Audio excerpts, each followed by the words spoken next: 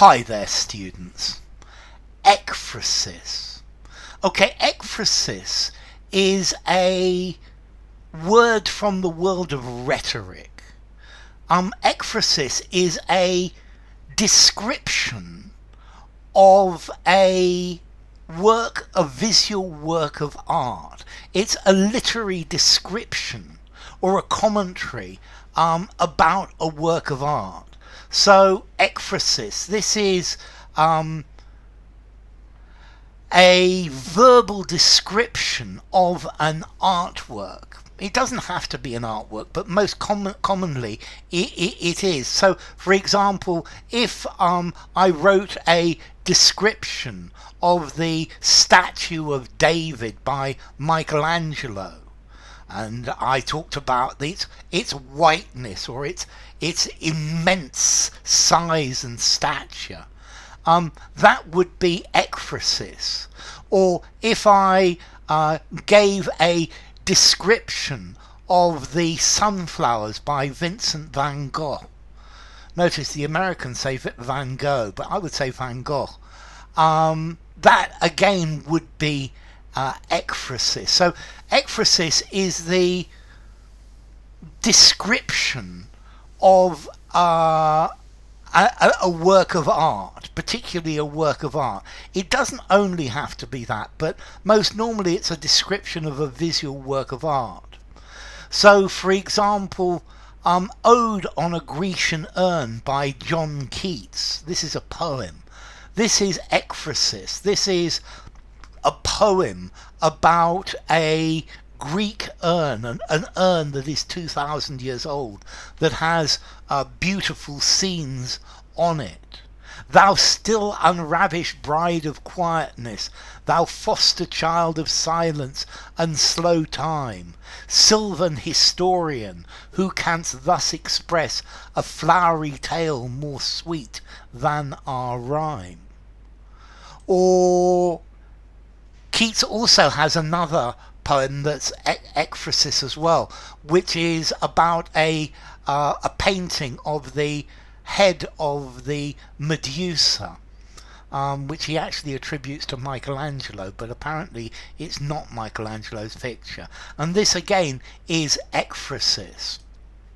Now, we can go deeper with Ecphrasis. Ecphrasis is one work of art that is trying to describe another. That it's one artistic medium trying to describe the essence or the form of another one. And that also is ekphrasis, but most commonly it's just a description, a poem or something like that, and it's considered to be a rhetorical device where one medium of art is trying to relate another medium by defining and describing its essence. So in theory you could make a statue about a book. Yes, I don't know, Pygmalion. Maybe you could make a statue of a flower girl speaking. I don't know, but it's effectively any type of artistic medium retelling a different type of artistic medium.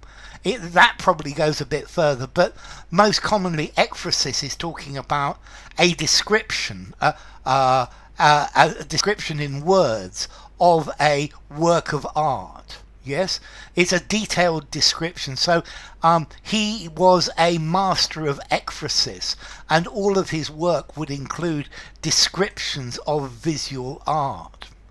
Ekphrasis is something that has been around for a very long time, and if you're writing a novel, perhaps a small a piece of ekphrasis or an ekphrastic piece would be something good to include. Yeah, describe the description of a picture. This is normally a an exercise. It's an exercise in words describing a piece of art. So this novel is saturated with ekphrasis. There are ekphrasic pieces all over. Okay, so ekphrasis, the description of an artwork, one piece of art describing another.